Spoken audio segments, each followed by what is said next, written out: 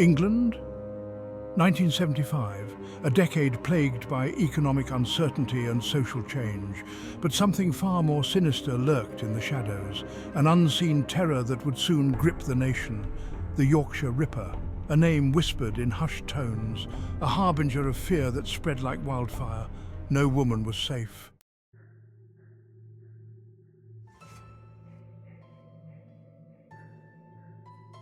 He was a phantom, a figure shrouded in darkness, his motives a chilling enigma, his weapon of choice brutal and cold, his victims women, young, old, vulnerable, their lives cut short by an unspeakable evil, their families forever scarred by the Ripper's reign of terror.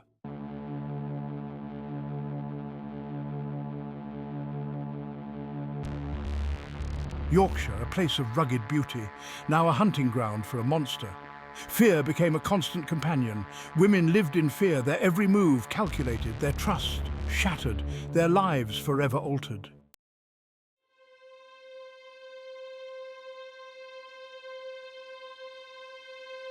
Wilma McCann, a 28-year-old mother of four. She led a simple life in Leeds, working hard to provide for her children. October 30th, 1975. A cold, crisp night settled over the city. Wilma, dressed for a night out, prepared to leave her home, unaware that this night would be her last. She was headed to the pub, a rare night out to unwind and socialise. She yearned for a moment of escape from the daily grind. Little did she know, evil watched her every move.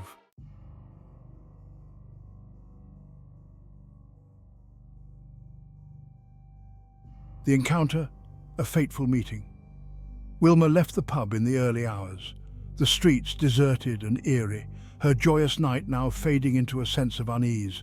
She quickened her pace, eager to reach the safety of home. A figure emerged from the shadows, a man, his face hidden in the darkness.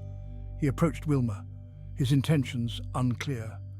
Fear gripped her heart, sensing imminent danger. He struck without warning, a hammer his weapon of choice. Wilma, caught off guard, stood no chance, her life extinguished in a brutal, senseless attack.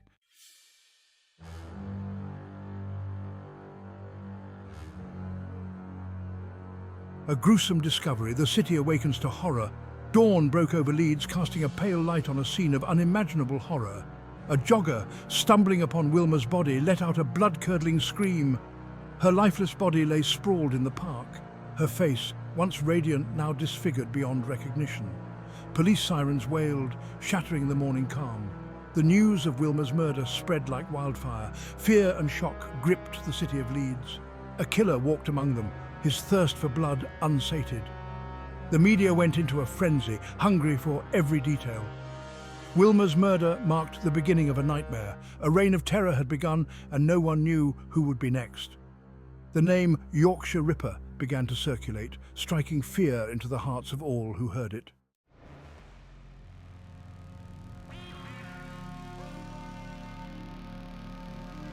The Ripper's mark, a pattern of brutality. Investigators examined the crime scene, searching for clues. The brutality of the attack shocked even seasoned detectives. The killer had used a hammer with chilling precision. This was no crime of passion, but a calculated act of violence. Wilma's murder shared similarities to other unsolved attacks on women. A pattern was emerging, a terrifying link that sent chills down their spines. The killer stalked his victims, choosing women who were alone and vulnerable. He attacked from behind, using a hammer to inflict devastating blows. The Yorkshire Ripper had claimed his first victim, but this was only the beginning of his reign of terror. A shadow had fallen over Yorkshire, and the hunt for the monster had just begun.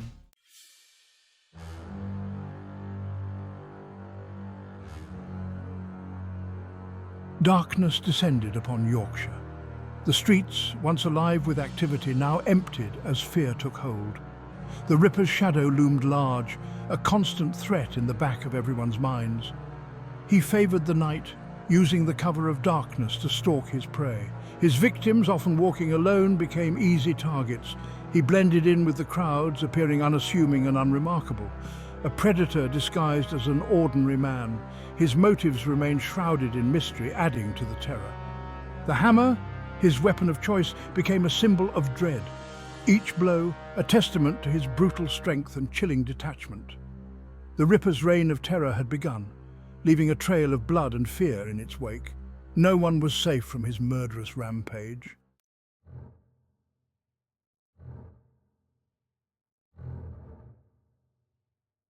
Months turned into years. The Yorkshire Ripper continued to evade capture, his crimes escalating in their brutality, each attack more vicious than the last. The police, despite their efforts, seemed powerless to stop him. The body count grew, plunging the region into deeper despair. Fear became a palpable presence, hanging heavy in the air. Women were afraid to leave their homes, their lives drastically altered. The communities, once vibrant, now lived in a state of perpetual anxiety. Vigils were held for the victims, their names etched in the collective memory. The Yorkshire Ripper had cast a long shadow over their lives. Their sense of security shattered, replaced by a deep-seated fear.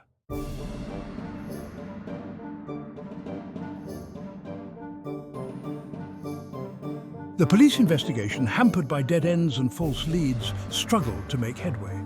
The Ripper, a master of evasion, left few clues behind.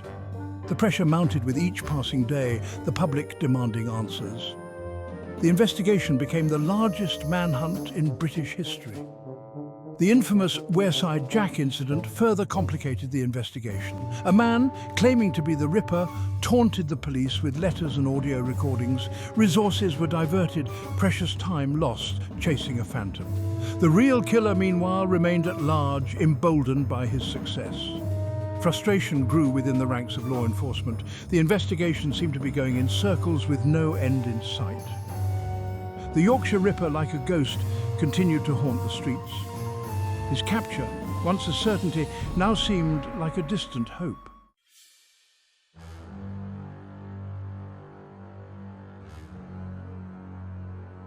As the Ripper's reign of terror continued, fear began to poison the very fabric of Yorkshire society.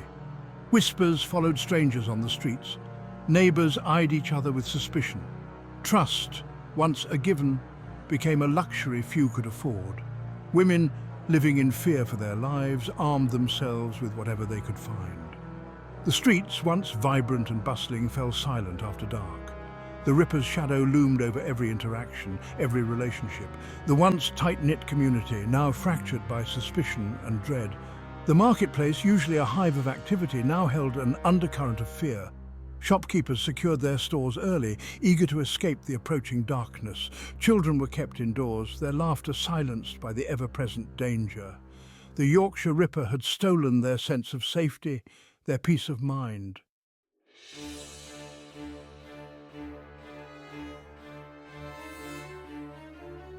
The hunt for the Yorkshire Ripper became an all-consuming obsession.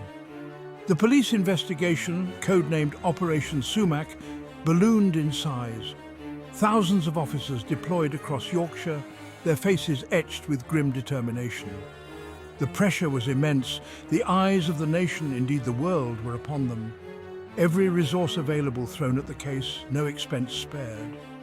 Door-to-door inquiries, forensic analysis, witness statements, a mountain of data to sift through. The task seemed insurmountable, the killer always one step ahead. Yet the police remained resolute, driven by a commitment to justice for the victims. Long hours, sleep deprivation, and the sheer weight of the case took their toll. But the dedication of the officers never wavered. They knew the Ripper was out there, lurking in the shadows, waiting to strike again. Their determination to catch him, fueled by a burning sense of duty and a growing sense of frustration.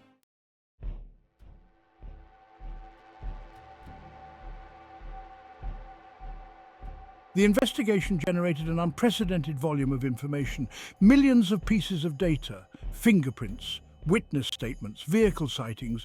The police faced an overwhelming task to connect the dots to find the needle in the haystack. The sheer scale of the information proved both a blessing and a curse. Early computer systems, rudimentary by today's standards, were employed in the hope of finding patterns. But the technology was in its infancy, the sheer volume of data proving difficult to manage effectively. The Ripper, it seemed, was a ghost, leaving behind a trail of chaos but no clear path back to his door. The police, despite their best efforts, struggled to find the crucial piece of evidence that would break the case wide open. Suspects were questioned, investigated and ultimately cleared. Each dead end, a blow to the morale of the investigation team. The public grew increasingly impatient, demanding answers, demanding justice. The pressure mounted, the weight of expectation threatening to crush the very people tasked with catching the monster in their midst.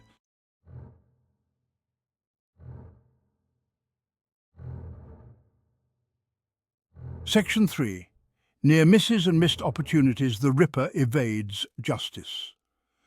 On several occasions, the Ripper came tantalizingly close to being caught. He was interviewed by police, questioned about his movements, but released due to lack of concrete evidence. Once, he was even stopped in a red light district, his car searched, but fate, it seemed, was on his side that night. Each near miss added to the frustration of the investigation, the knowledge that he was within reach, yet frustratingly elusive. Internal reviews later highlighted missed opportunities, communication breakdowns, and the limitations of the technologies available at the time. The Ripper, it seemed, possessed an uncanny ability to blend in, to avoid attracting suspicion. He moved through the shadows, a phantom preying on a community paralyzed by fear. The police, despite their best efforts, were always one step behind, always chasing shadows.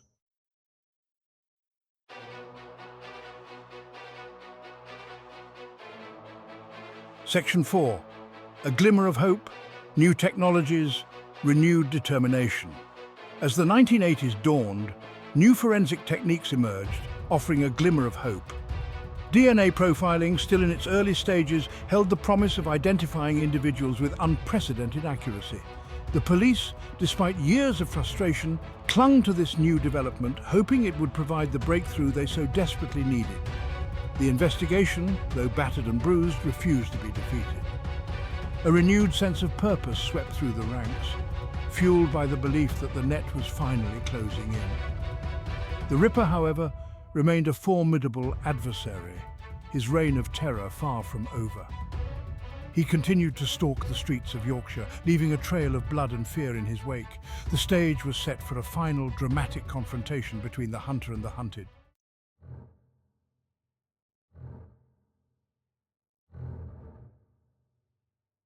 Section 1. A fatal mistake. The Ripper slips up. January 2nd, 1981. The Ripper, believing himself invincible, made a fatal error. He was caught with a prostitute, but it was his car that would seal his fate. The license plate, reported as suspicious, put him on a collision course with justice. The car was traced back to Peter Sutcliffe. A seemingly unremarkable lorry driver, he became a person of interest. His name added to the ever-growing list of suspects. But this time something felt different. Could this be the break they had been waiting for? Sutcliffe, when questioned, initially denied any involvement in the murders, but the police, sensing his unease, were not convinced. Their suspicions grew, fueled by inconsistencies in his story.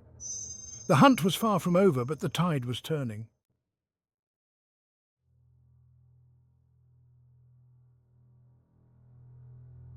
Section 2. Closing in, the net tightens around Sutcliffe. While Sutcliffe was held for questioning about the prostitute, the investigation intensified. His home was searched, every nook and cranny examined. And then, they found it. The evidence that would finally bring him down. A hammer, hidden in a drainpipe outside his home, matched the description given by survivors. The hammer, battered and stained, became a silent testament to the horrors inflicted upon his victims. Forensic testing confirmed the presence of blood and hair, linking Sutcliffe to the crimes. The net was closing in, the walls were crumbling around him. Sutcliffe, faced with the overwhelming evidence, finally confessed. The revelation sent shockwaves through the investigation team and the nation. The man they had hunted for years, the phantom who had haunted their dreams, had a name: Peter Sutcliffe. The reign of terror was over, but the scars he left behind would run deep.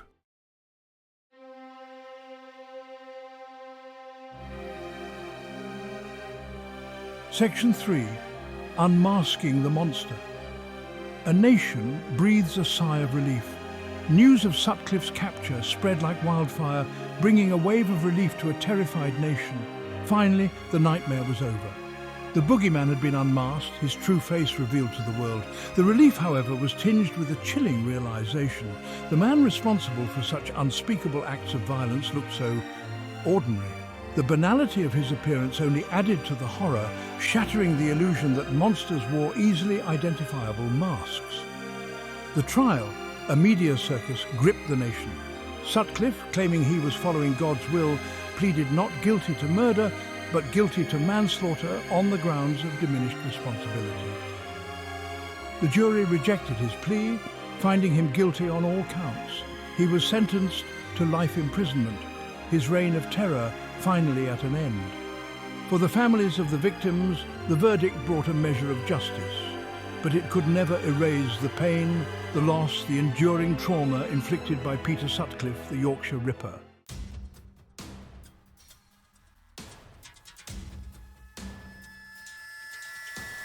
Section 1. Inside the courtroom, justice takes centre stage. May 5th, 1981. The trial of Peter Sutcliffe, the man accused of being the Yorkshire Ripper, began. The world watched, captivated and appalled, as the details of his crimes unfolded in court. The atmosphere was electric, charged with a potent mix of anticipation, fear, and a thirst for justice. Security was tight, unprecedented measures taken to ensure the safety of all involved. The eyes of the nation, indeed the world, were fixed on the courtroom in Old Bailey, London. For the families of the victims, it was a moment of agonizing anticipation. The hope for justice mingled with the dread of reliving their loved ones' final moments. The stage was set for one of the most sensational and harrowing trials in British legal history.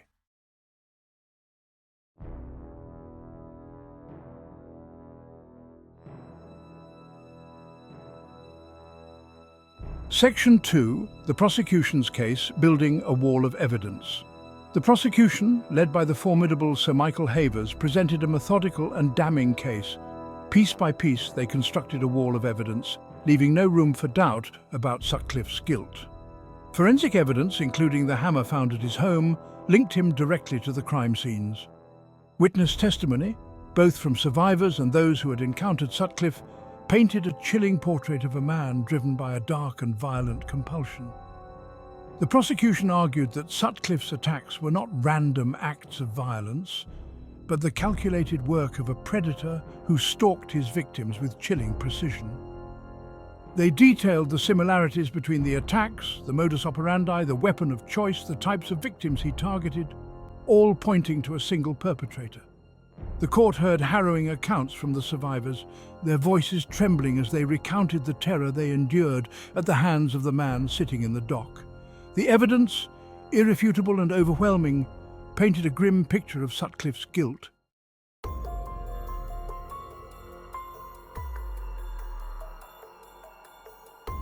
Section 3, Sutcliffe's defence.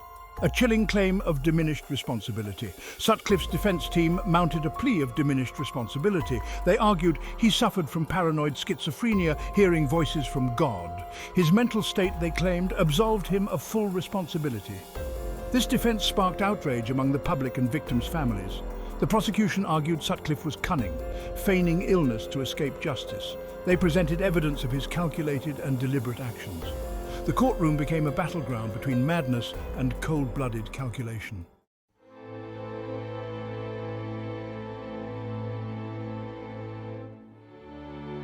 Justice served, scars remain. After weeks of testimony, the jury reached a verdict. Guilty. The word echoed, a collective gasp escaping the onlookers. Peter Sutcliffe was held accountable for his crimes. For the families, the verdict brought solace. Justice served. But the scars ran deep, etched into their lives. Their loved ones were gone, lives cut short. No verdict could heal that pain, fill that void.